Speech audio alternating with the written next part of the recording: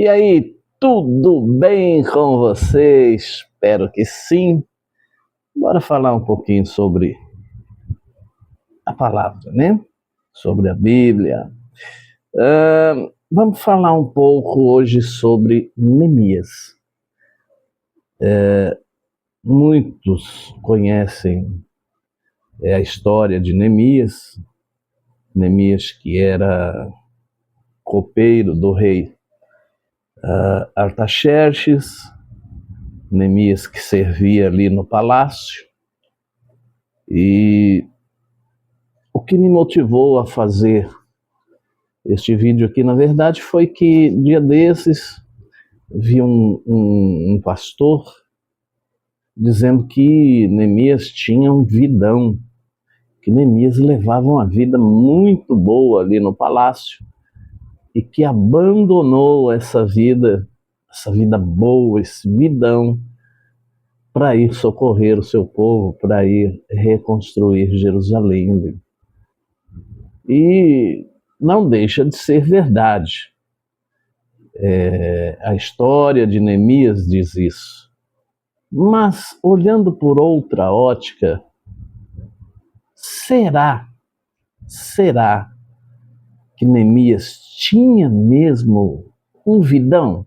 Será que Neemias tinha mesmo uma vida boa, no verdadeiro sentido da palavra?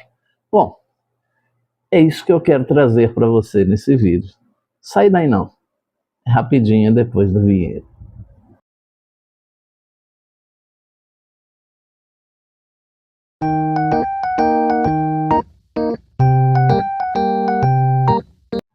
Bom, então, bora lá falar sobre Neemias. Neemias, como eu já disse, e como você sabe, era o copeiro do rei Artaxerxes, da Pérsia. E aquele cargo de copeiro era um cargo de alta confiança na corte real. E as principais funções de um copeiro eram as seguintes. As principais funções de um copeiro. O copeiro era degustador e guardião da segurança do rei. Sua principal responsabilidade era garantir que o vinho e as bebidas do rei não estivessem envenenados. Para isso, ele provava a bebida antes de servir. Irmão, irmã, então eu começo por aí. Eu não consigo enxergar um vidão na vida de uma pessoa nessa situação. É claro que se compararmos com o restante do povo que foi levado cativo, Neemias tinha uma vida um pouco melhor do que as dos demais. Melhor estar dentro do palácio, onde ele comia bem, estava abrigado, tinha uma segurança, melhor do que viver quebrando pedras, carregando pedras, estar num serviço ali braçal. E claro que, se eu olhar por esse lado, era melhor do que estar, como eu já disse, quebrando pedras. Era melhor estar dentro do palácio. Mas, por outro lado, aquele que quebrava pedra, que fazia o serviço braçal, corria riscos? Claro que corria também. Saíam brigas, confusões, acidentes, né? Existia, claro que existia.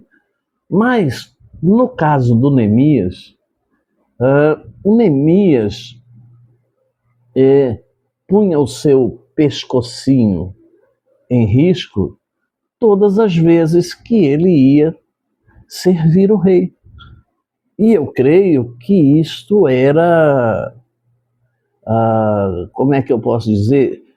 Isso era feito várias e várias vezes ao dia, porque os reis tinham o hábito de tomar vinho, eu acho que o dia todo.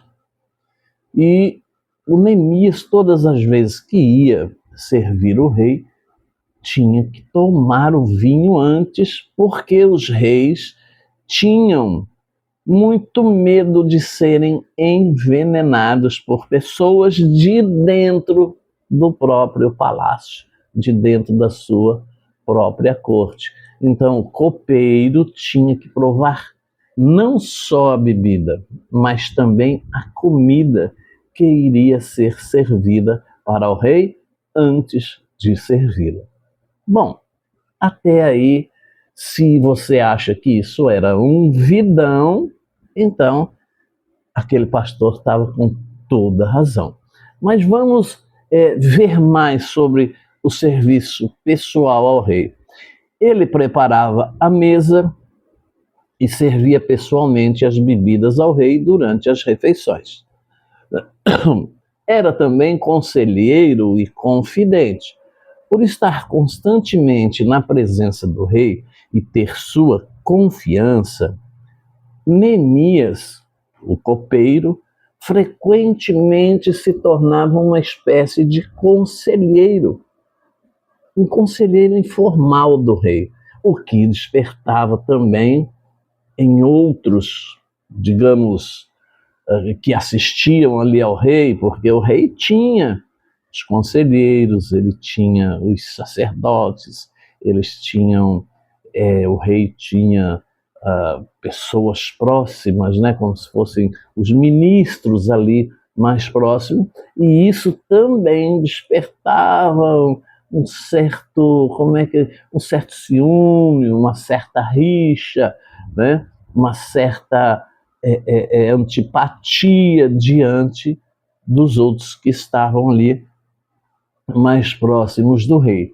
O Neemias ouvia conversas confidenciais e podia, na medida do possível, dar opiniões ou fazer petições, como Neemias fez ao pedir para reconstruir Jerusalém. Bom, mas qual era o status e o significado desse cargo, copeiro? O cargo de copeiro não era apenas um serviço doméstico, mas uma posição de alto escalão. Era um cargo que tinha influência, tinha prestígio por estar constantemente em contato com o rei. O rei depositava sua própria vida nas mãos do copeiro, o que exigia, é claro, um caráter inquestionável de lealdade e integridade. Então, estamos aqui vendo que Neemias tinha toda a confiança por parte do rei com relação ao seu caráter e à sua integridade. Por isso, o copeiro era bem remunerado e vivia em grande segurança no palácio. Mas, veja bem, ele era bem remunerado. Primeiro, nós entendemos que havia remuneração pelo trabalho dentro do palácio. Segundo, eu fico olhando isso, onde Neemias ia gastar dinheiro. Não tinha shopping, não tinha folga, vivia constantemente dentro do palácio, porque ele tinha que estar ali todas as vezes que o rei tinha vontade de beber ou comer. Isso era um vidão? Isto era uma vida boa? E eu não vejo assim, né? Bom, e essa relação de extrema confiança explica por que o rei Artaxerxes notou a tristeza de Neemias, que era algo meio que proibido na corte, e não apenas o poupou, mas atendeu ao seu pedido extraordinário. A função do copeiro foi, portanto, a plataforma estratégica que permitiu a Neemias realizar a sua missão. Mas o contexto de Neemias como copeiro, nós vemos que a história bíblica mostra que a missão de Neemias foi possível por causa dessa posição de confiança que ele exercia. E aí quem era exatamente Neemias? Neemias era um judeu exilado, filho de Acalias, que servia na corte persa em Susa. Aí ele fez esse pedido, ao saber da situação de Jerusalém.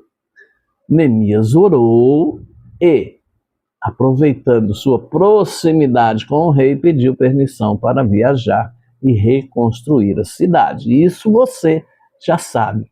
E a resposta do rei foi de que não apenas o autorizou, como também o nomeou governador de Judá. Forneceu-lhe uma escolta militar, cartas de recomendação para os governadores das províncias e recursos materiais para a obra. Até aí está tudo certo. Mas alguns estudiosos também levantam a possibilidade de que Neemias tenha sido um eunuco. E você sabe o que era um eunuco?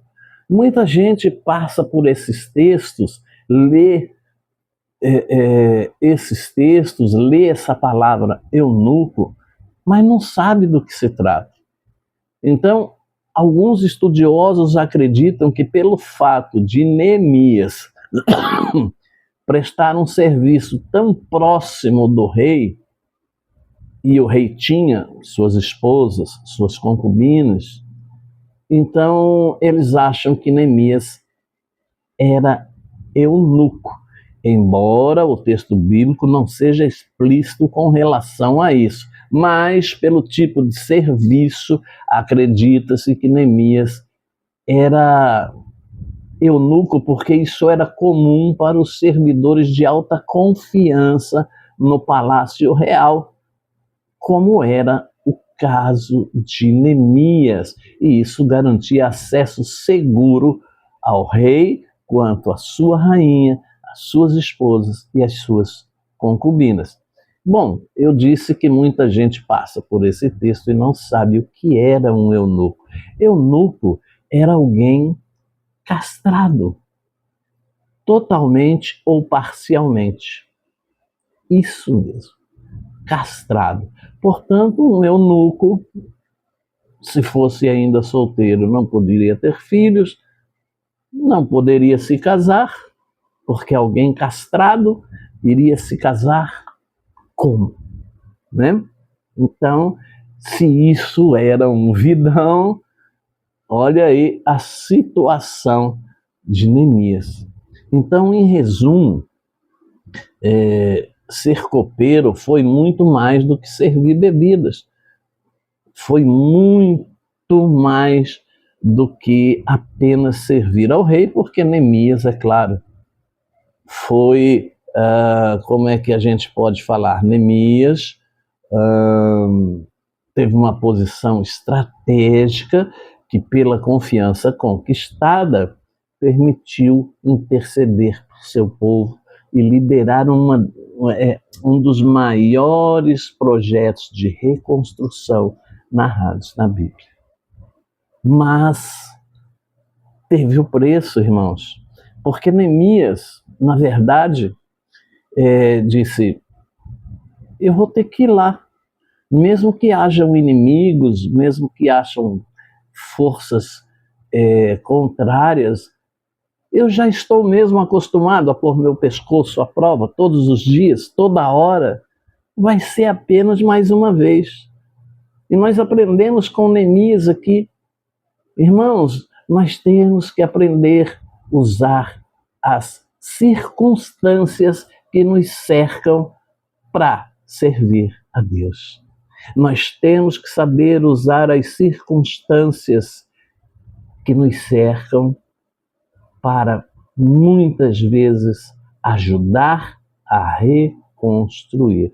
Reconstruir um irmão, reconstruir uma fé, reconstruir uma família, reconstruir um ministério, reconstruir uma caminhada. Nós não fomos chamados apenas para servir ao rei. Algumas vezes nós somos chamados também, como foi o caso de Neemias, para sair, se era uma zona de conforto, sair da zona de conforto para ajudar na reconstrução de algo ou alguém. Muitas vezes, irmãos, muitas vezes. Eu, particularmente, não acho que Neemias tinha um vidão. Não acho, arriscando o pescoço todos os dias, mas mesmo que tivesse, abdicou em função de algo muito maior que ele, que era a reconstrução, a união ou reunião daqueles irmãos que estavam dispersos, separados, distantes uns dos outros. E mesmo com toda a oposição que se fez durante essa obra que Neemias tomou para si, mesmo com toda a oposição, com todas as dificuldades que se apresentaram, Neemias conseguiu, diante da sua persistência, diante da sua perspicácia, diante da sua vontade de servir a Deus, ele conseguiu seu intento, que foi reconstruir e juntar o povo novamente em torno de Deus através daquele trabalho. Portanto, muitas vezes nós temos sim que aprender com os personagens bíblicos e sair da nossa zona de conforto e sair para o desconhecido muitas vezes para reconstruir ou ajudar a reconstruir. Portanto, fica aí para você essa lição de Neemias e fica aí também para a sua visão. Neemias tinha mesmo uma vida boa? Era um vidão? Deus te abençoe e até o próximo vídeo. Paz.